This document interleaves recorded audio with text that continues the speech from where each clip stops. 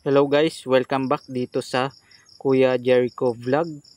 At ito na naman nga guys, isa na namang cellphone repair video na gagawin natin ngayon ay isang itong nakikita ninyo sa inyong screen ay isang board ng Tecno Spark Go 2023. At ito nga guys, ginalaw na ito sa ibang gawaan, ginalaw na ito ng ibang technician. At ang issue nga nito guys is hindi nagcha-charge bago ang kanyang charging pin, bago ang battery, pero hindi pa rin nagcha-charge. At yun nga guys, tinester ko ito sa charging board at sa kanyang flex, charging flex, pero wala dun guys ang problema kasi may voltaheng lumalabas.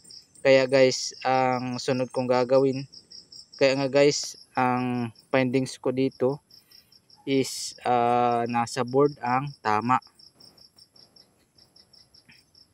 At ito nga guys, bubuksan ko itong plate na to kasi itong takip na ito dito sa board kasi guys, ito yung nilalagyan ng charging system nitong main board. Kaya guys, bubuksan ko tong takip na to para matingnan natin guys kung ano ba yung naging problema nitong charging nitong motherboard, kung bakit hindi siya nagcha-charge. At ito nga guys,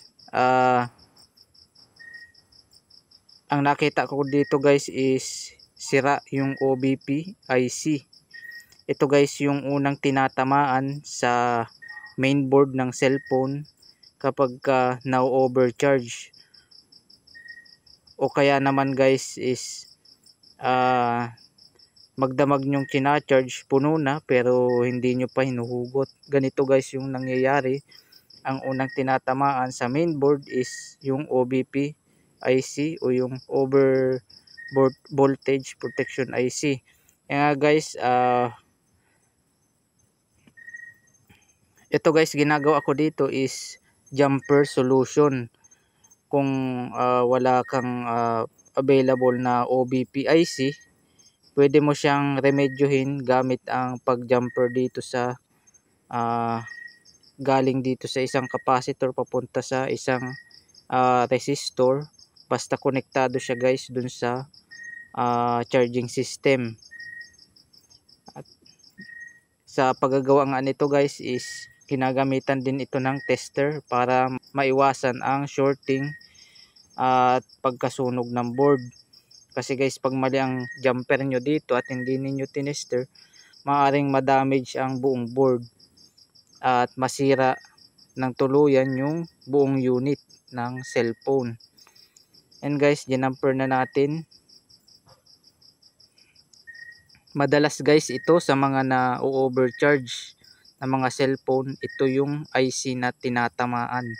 Kaya hindi nagcha-charge ang cellphone kahit buhay ang motherboard at buhay naman yung charging board, yung main flex, pero hindi pa rin nagcha-charge. Ito guys yung unang tinatamaan, ang kanyang OBP IC.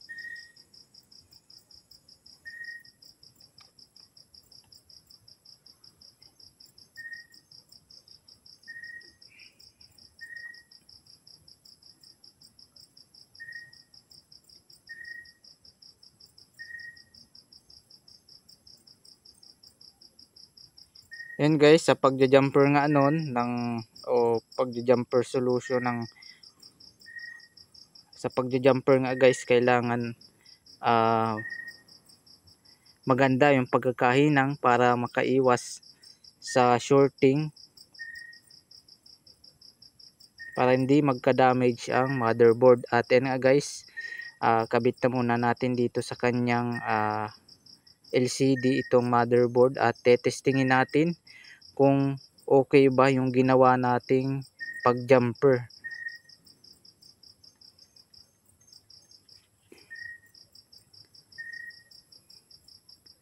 Ito guys, ang sakit nito is hindi siya nagcha-charge kahit buhay yung motherboard at buhay okay yung charging board at charging flex.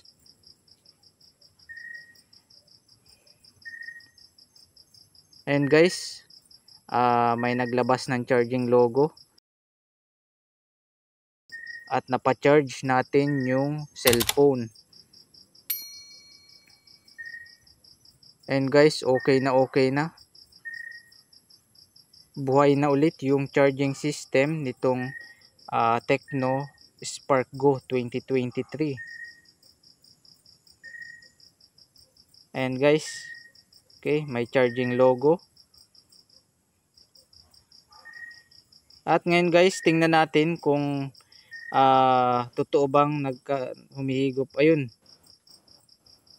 meron 1.7 to 1.8 amperes dito sa schematic. And guys, tunay siyang nagcha-charge at hindi fake charging.